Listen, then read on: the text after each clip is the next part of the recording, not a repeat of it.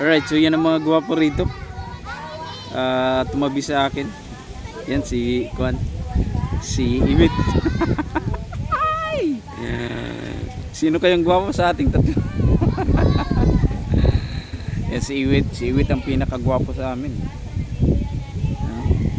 Bakit hindi kayo umatin dun? Wala pa. Ano masasabi mo, Iwit? Ano yung masisirangan natin mga viewers?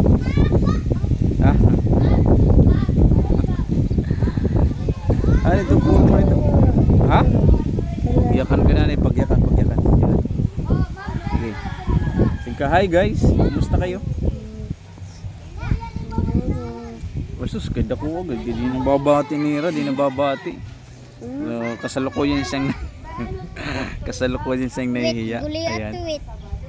So, ano masasabi mo, Iwit? Mga nanonood sa atin.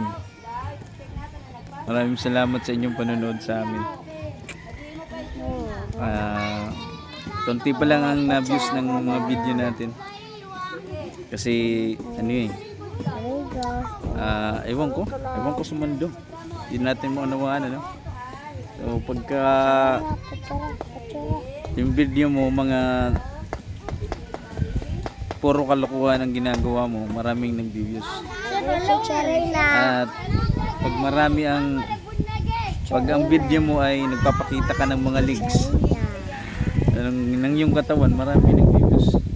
Pero pag ang video mo yung mayroon silang matututunan o mabuti ang video mo, walang natangkilik. So, kaya hindi mo maunawaan anong ikuan na? Kukuan na ba ang picture? Anong picture? Nandito kami sa baybay. Umupo lang kami sa isang kahoy.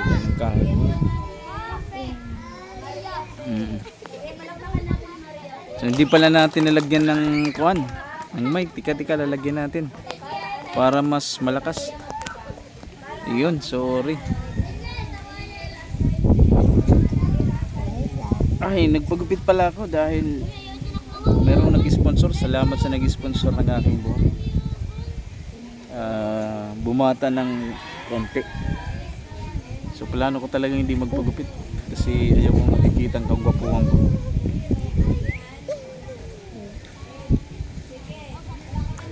Parang anak ko lang to si Iwit.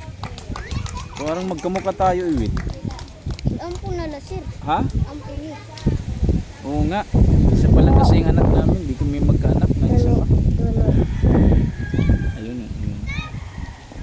Yun yung anak ko. Anak ng asawa ko. Yung babae. Anak ng asawa ko. Ito yung mga kuan, mga ampong ko to.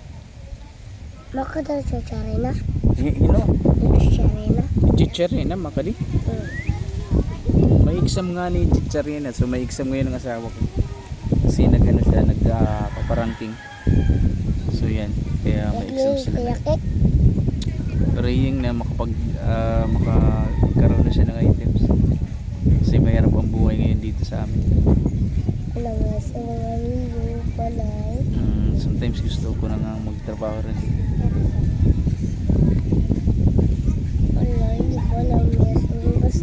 Yes mo, ang balay. Sir, manananggal. May manananggal.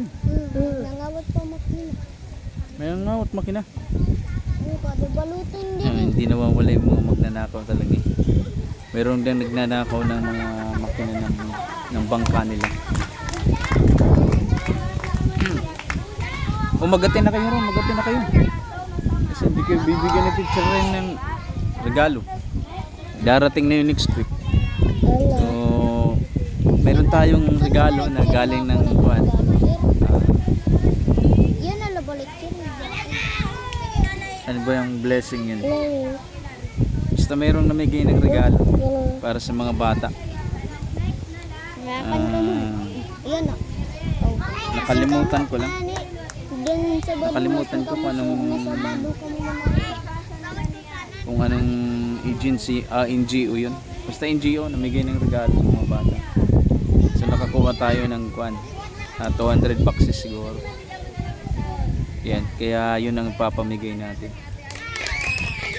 Dati naka-abil din kami nun.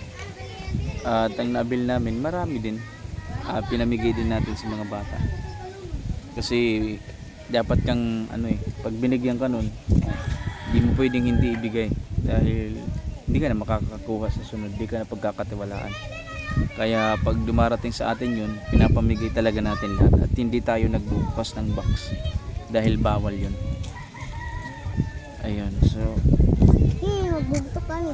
dapat binibigay lahat para sabi nga ng Biblia, ang mapagkatiwalaan sa maliit ay mapapagkatiwalaan sa malaki. So regalo pa lang, ginagalaw na natin, wala na, susunod na blessing. Kaya yun lang ang puhunan natin, yung katapatan natin sa mga nagtitiwala sa atin. Sarap naman siya. Ang dami ko ng anak. Sige na, pumunta na kayo doon. Kaya nagtutod doon na si Teacher Kwan. Bye guys! Teacher Rain. Bye-bye guys. Sige, bye-bye guys. Anay, sige. Bye-bye guys! Bye guys! Into my vlog! O sige na, punta na. Sige. Alright, God Salamat, bless salamat. you.